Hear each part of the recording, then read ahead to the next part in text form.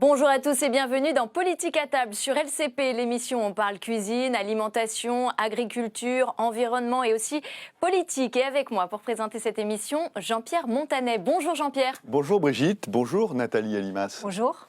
Bonjour Nathalie Elimas. Bonjour. Vous êtes secrétaire d'État à l'éducation prioritaire, élue députée MoDem du Val d'Oise en 2017.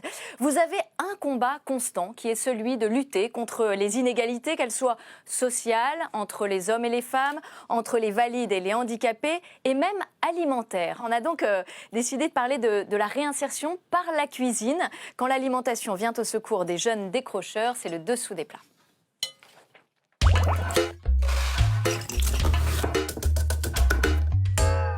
Et nous avons suivi des jeunes de l'aide sociale à l'enfance qui ont retrouvé de l'appétit pour l'école grâce à un CAP cuisine.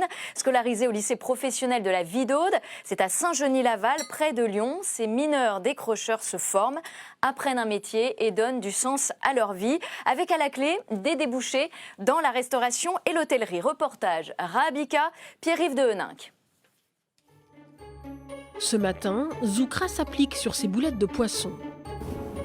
Tu passes un petit coup dedans, tu enlèves l'excédent, tu passes dedans. L'adolescente de 16 ans est apprentie en première année de CAP dans ce lycée hôtelier.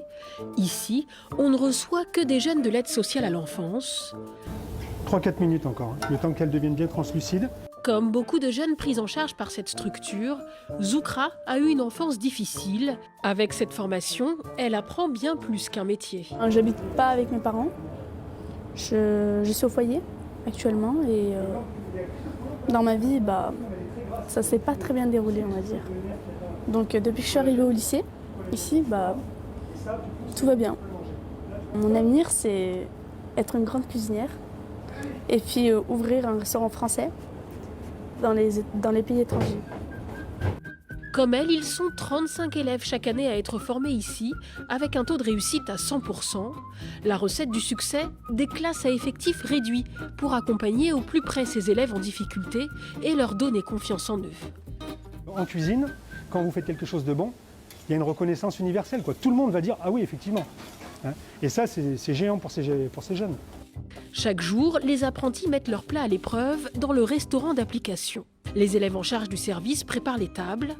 On ne fait qu'une seule tâche à la fois. Donc si tu coupes le reblochon, tu fais que ça. 12h30, les premiers clients sont là. En salle, leur professeur veille sur chaque mot. Juste à tout le monde. Et ensuite, tu leur dis une petite mise en bouche pour vous faire patienter. Petite mise en bouche pour vous faire patienter. Et sur chaque geste. Je mets ma fourchette ici, je mets mon couteau ici. On passe pas devant. D'accord ? Tu commences un endroit, tu fais tout le tour. Merci. C'est une vigilance de tous les instants, là. Vous êtes vraiment... De tous les instants. On leur apprend vraiment les bases du restaurant traditionnel. Et là, comme on a des vrais clients au restaurant d'application, on essaye de faire les choses correctement, sans fausse note. Je vais surveiller du coup. Au fil des mois, Adrien a su vaincre sa timidité.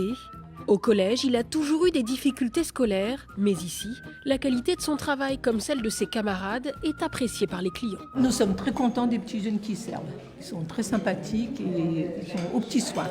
C'est parfait. C'est vraiment très encourageant parce que des fois, c'est très difficile pour des jeunes qui n'ont pas vraiment qui sont pas très bons à l'école, qui n'arrivent à rien et ce lycée peut les aider. Ça, au moins, ça leur permet d'avoir un diplôme et que leurs parents soient contents et qu'ils peuvent trouver un travail. Tu vas y arriver. C'est la relève. Adrien rejoindra sûrement la salle d'un hôtel ou d'un restaurant d'ici quelques années. Les diplômés comme lui sont très attendus sur le marché du travail, dans un secteur miné par la pénurie de main-d'œuvre. Nathalie Elimas, est-ce que la cuisine, c'est un moyen efficace de réinsertion pour ces jeunes qui sont éloignés finalement des parcours classiques de l'éducation nationale ? Oui, d'ailleurs, on l'a entendu justement dans le reportage. On parle de confiance. C'est quand même la base, la confiance pour se réinsérer, en particulier pour ces jeunes qui sont issus de l'ASE, qui ont des parcours chaotiques et qui manquent forcément de confiance en eux. Je le vois aussi quand je me déplace et quand je suis reçue dans les lycées hôteliers. C'est peut-être la même population ou pas, mais peu importe, il y a évidemment beaucoup de fierté. La table, c'est quoi? C'est la convivialité, c'est le plaisir, c'est le partage. Et donc, ils sont très heureux, très fiers de dresser une table, de servir, de faire à manger. Et voilà, quand on leur dit qu'en plus, c'est délicieux. Donc, pour tous ces jeunes-là, c'est formidable. Ça, c'est le seul lycée professionnel à travailler avec l'ASE, l'aide sociale à l'enfance. C'est un modèle qu'il faudrait reproduire, selon vous? Oui, je pense que c'est intéressant. Encore une fois, parce que ce sont des parcours qui sont très abîmés. Quand on sait aussi que même si on se projette un peu sur la poursuite d'études, on a à peu près 6% seulement des jeunes issus de l'ASE qui poursuivent. Donc moi, je trouve effectivement que c'est une bonne formule.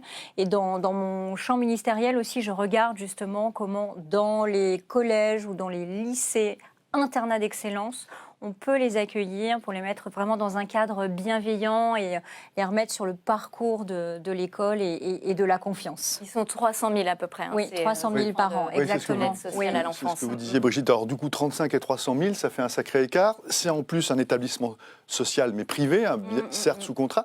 Est-ce que ça ne serait pas à l'éducation nationale de doper ce genre d'établissement et d'en construire et d'en organiser pour qu'on ne soit pas dans un ratio de 35 pour 300 000 ? On a encore beaucoup à faire pour accompagner ces jeunes et en tout cas, nous, notre objectif, c'est vraiment de donner une solution à chacun d'entre eux. Donc j'avoue découvrir, hein, je ne connaissais pas, je suis interpellée et je vais regarder.